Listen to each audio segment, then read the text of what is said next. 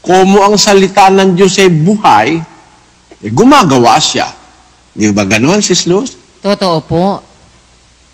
Ang katunayan ang salita ng Diyos ay buhay at makapangyarihan, nakakagawa nga siya eh. Pag siya nga ang gumawa ng mangangaral, hindi kayang tutulan kung mangangaral kang gago eh, di ba? Amen. Totoo po yun. Pag ang salita ng Diyos ang gumawa ng isang ministro, hindi mo matututulan yung pagka-ministro, nung ministro na ginawa ng salita ng Diyos. Yung kagaya nung liwanag na ginawa ng salita ng Diyos, hindi ba totoo may liwanag naman, Sis Luz? Totoo po, meron pong liwanag. Sabi ng Diyos dun sa dagat, may dagat na, no? Sabi ng Diyos, sibulan ang dagat. Sibulan ng mga buhay na gumagalaw, sabi ng Diyos. Sinibulan ba, Sis Luz? Sinibulan po?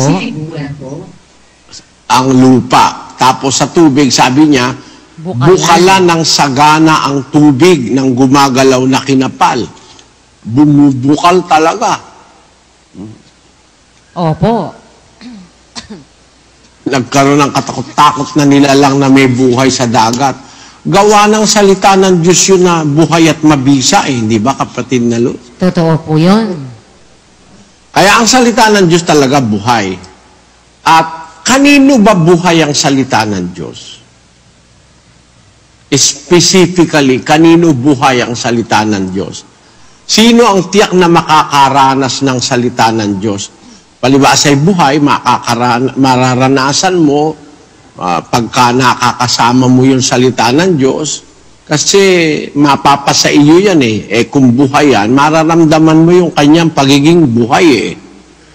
Basahin natin yung unang Timoteo 3:15. Ngunit kung ako'y magluwat ng mahabang panahon, ay upang maalaman mo kung paano ang dapat sa mga tao na ugaliin nila sa bahay ng Diyos, na siyang iglesia ng Diyos na buhay at haligi at saligan ng katotohanan.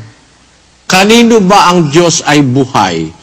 At kanino ba ang salita ng Diyos ay buhay? Di sa mga nasa iglesia ng Diyos na buhay. Amen po. Pag nandun ka sa iglesia ng Diyos, na yung Diyos na may-ari nun ay Diyos na buhay, mararamdaman mong buhay talaga ang salita ng Diyos kapatid na Luz. Totoo. Mararamdaman mo may kapangyarihan siya sa iyo Di ba? Opo. Kahit may nakakakita, kahit wala, pinipigilan ka nung salita ng Diyos na gumawa ng masama So, nakapangyayari siya sa iyo, sa iglesia ng Diyos. Alam mo kung paano ang dapat mong ugaliin sa bahay ng Diyos. May nakakakita at wala, alam mo yung ugaling dapat mong gawin. Dapat mong ipamuhay. Dahil ang salita ng Diyos na buhay, mas lalong buhay sa loob ng iglesia ng Diyos na buhay. Maliwanag siya doon, nakapangyayari siya roon. Kaya sa atin, ang nakakapangyari, salita ng Diyos Tinan mo, pag sinabi ng Diyos, babangon akong maaga, tuturuan ko sila. Di ba tayo naman, para matuto, babangon din tayong maaga. Di ba ganon, Sis Luz? Ganon nga po. Kaya nga kanina, mas maaga kayong bumangon ang Diyos nga, makapangyarihan na sa lahat, bumabangon ng maaga para magturo. Tayo naman, babangon tanghali. Hindi nga tayo matuturuan. Kaya pag bumangon ng ating Diyos na maaga para tayo turuan, pupunta siya, sabi niya, ako man, paroroon. Ikaw ba naman mahuhuli, Sis Luz? Dapat. Kung ang Diyos nga ba, bumabangong maaga para pumaroon mas maaga ka dapat dahil ikaw ang tuturuan. Hindi ba gano'n, Sis Luz? Ganon nga po. Totoo po yan. Kaya ang salita ng Diyos, nakakapangyari sa lahat ng sitwasyon.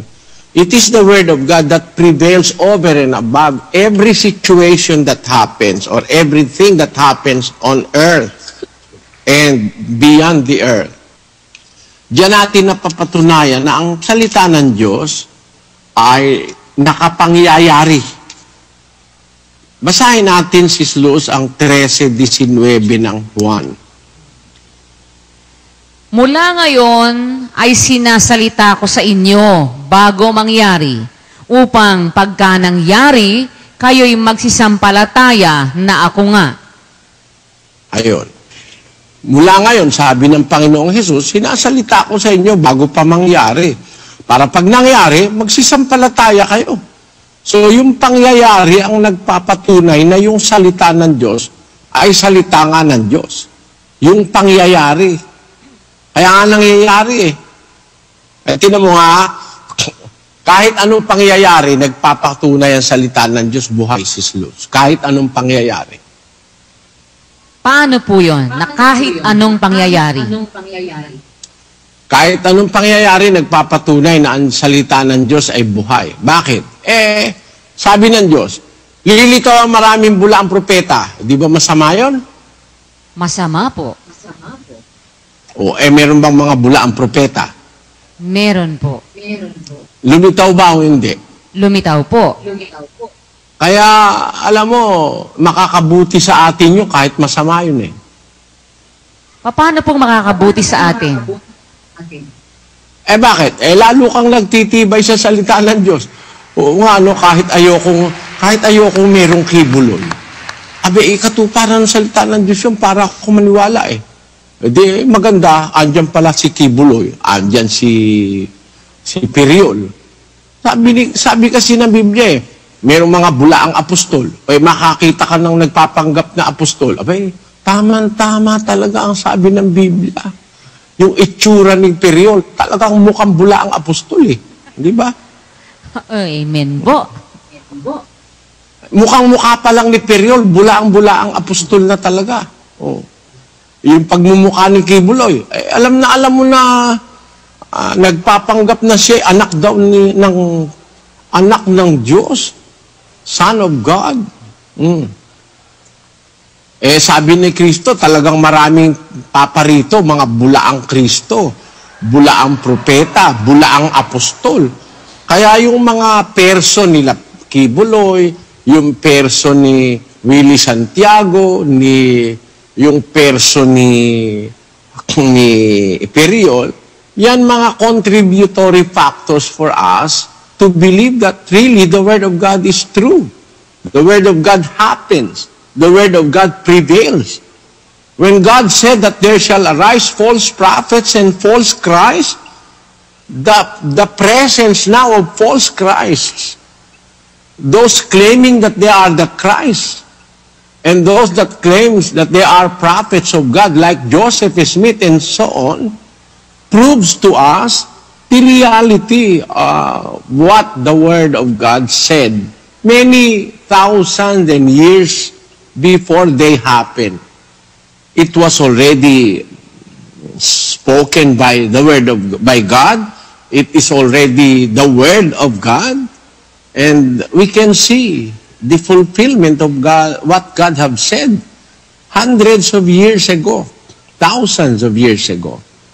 Kaya pag nakikita na natin ang lahat ng pangyayari ngayon, kahit ano pang pangyayari, masama't mabuti pa, salita pa rin ng Diyos ang nangingibaboy. Sabi ng salita ng Diyos, magkakalindol, magkakagutom,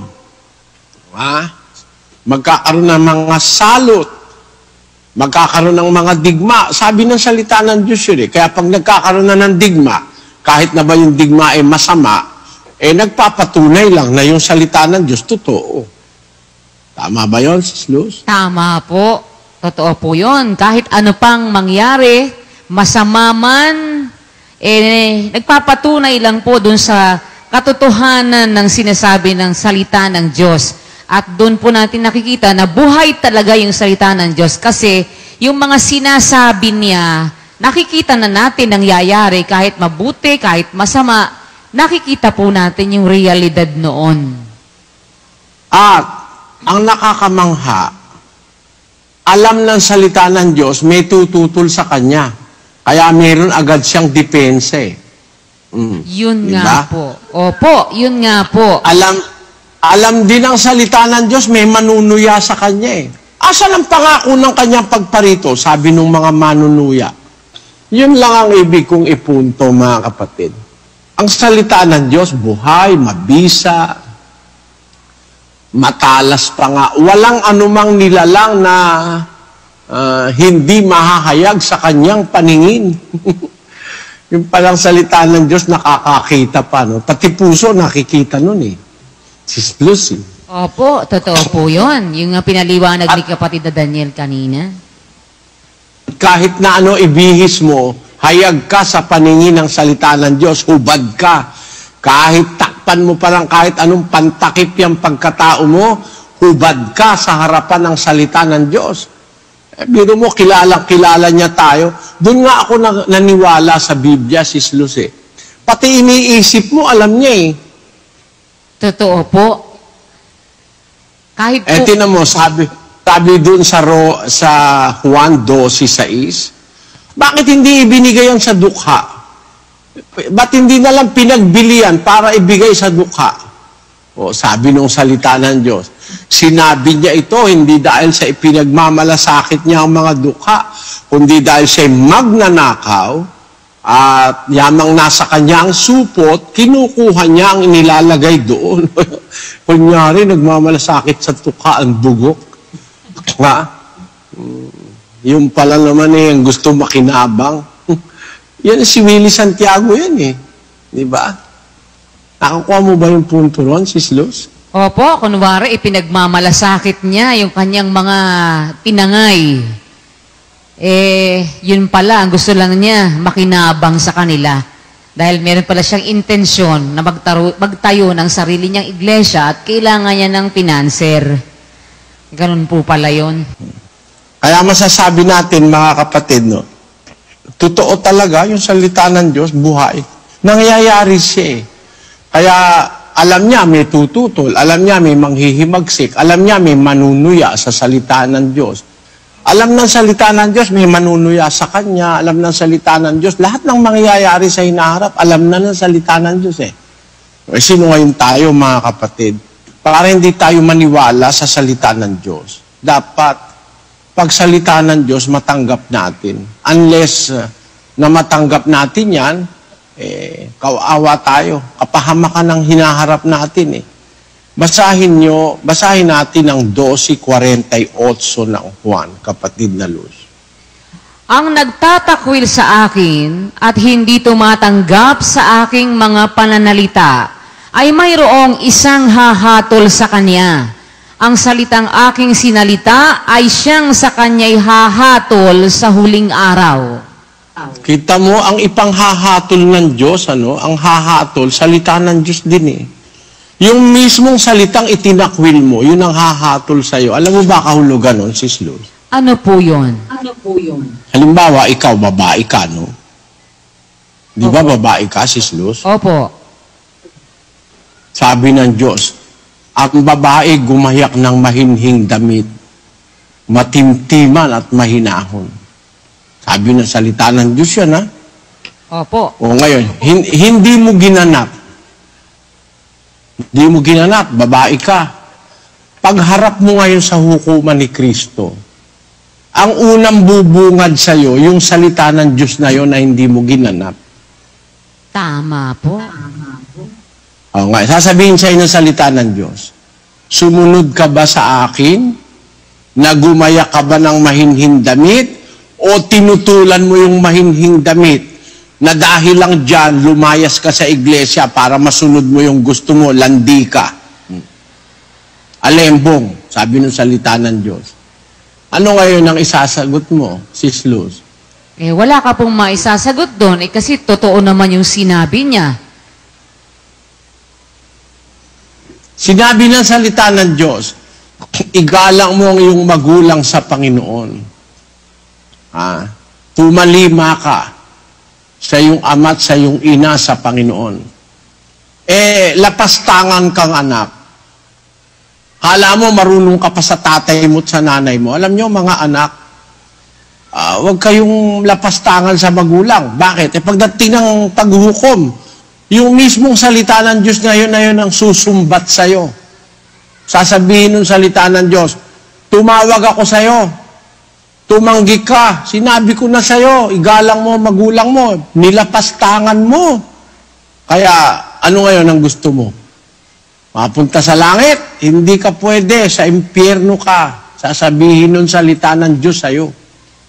Sinabi ng salita ng Diyos sa'yo, ibigin mo ang iyong kapatid. Ang napopoot sa kapatid, mamamatay tao.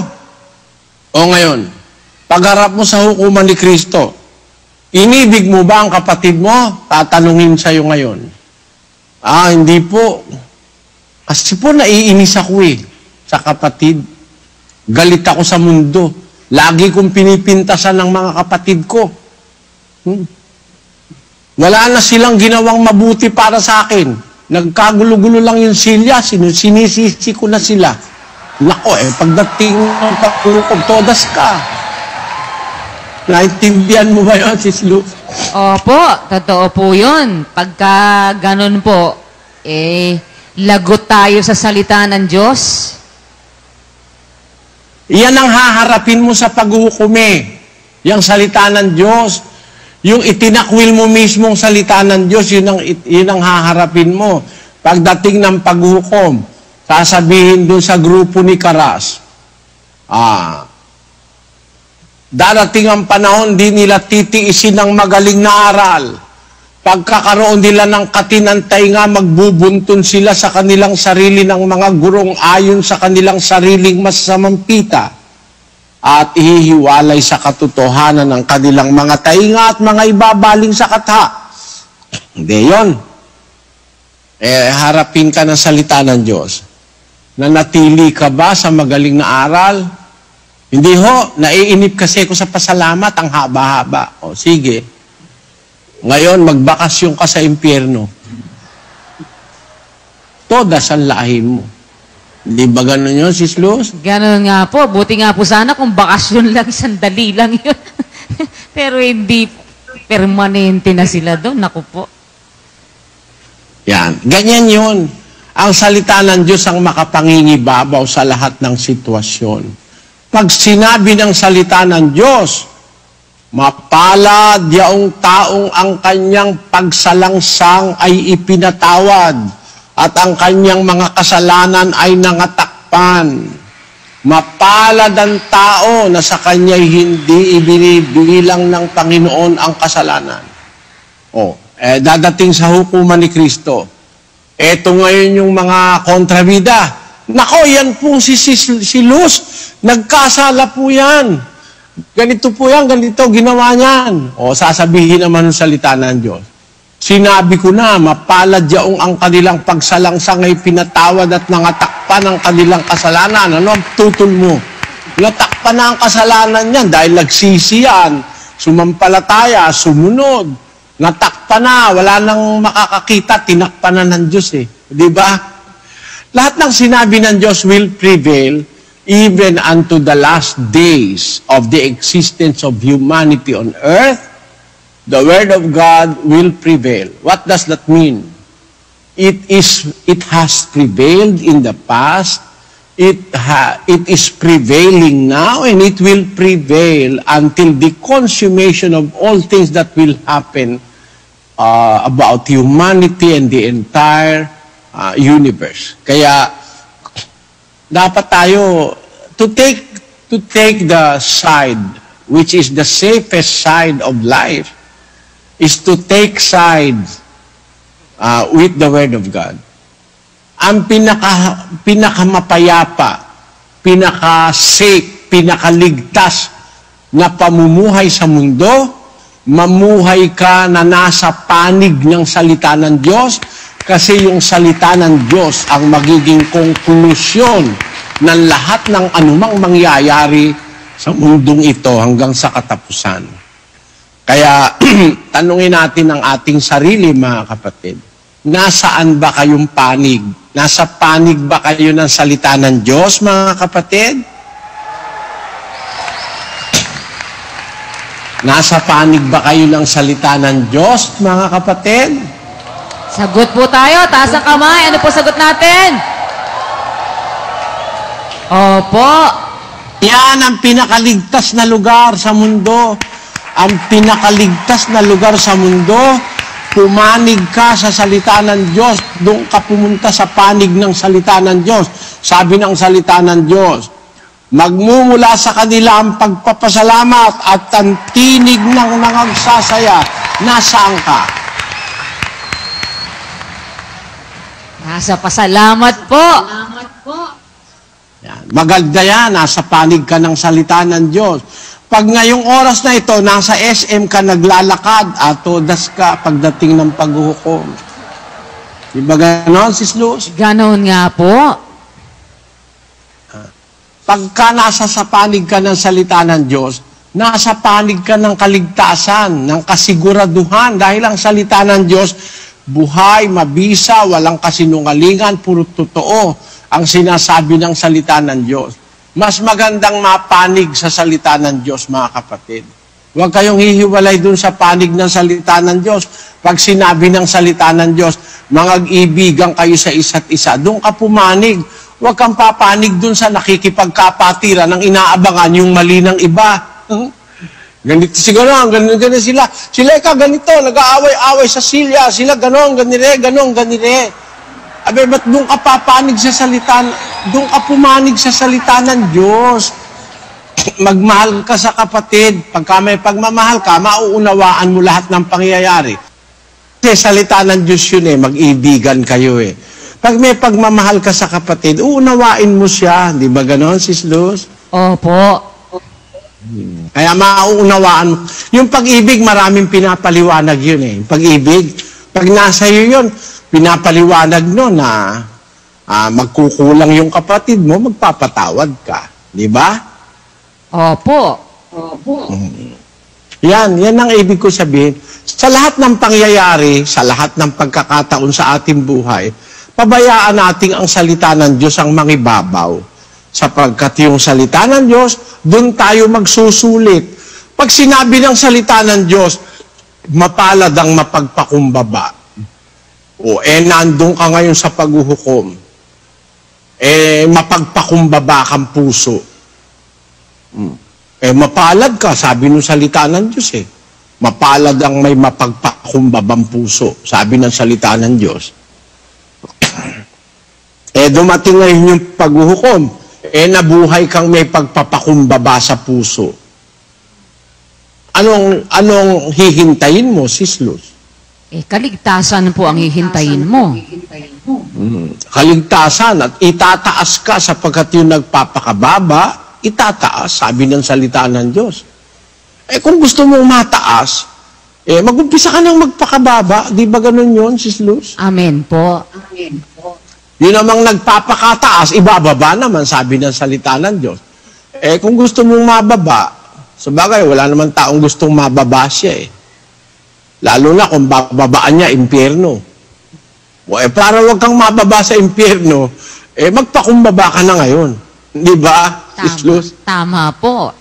Di ba rin ng ngayon? Yan. Ating pamayanihin, mga kapatid, ang salita ng Diyos sa ating buhay.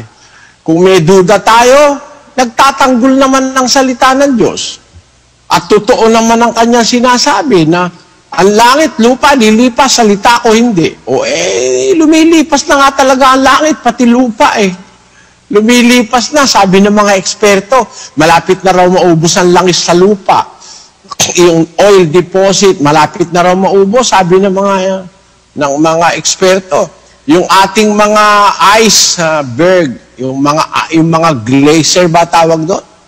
Yung mga malalaking tipak ng yelo doon sa North and South Pole, unti-unti nang natutunaw, kaya ang mundo palipas na Tama sabi ng Diyos, ang langit pati lupa, lilipas yan. Salita lang ng Diyos ang hindi lilipas.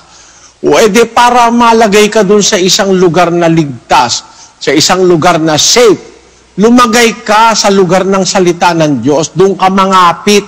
Yun ang sampalatayanan natin, yun ang ating paniwalaan, yung salita ng Diyos, mga kapatid. Maliwanag ba yun? Pag sinabi ng Diyos, kayo maging mapagpasalamat, huwag kang a-absent.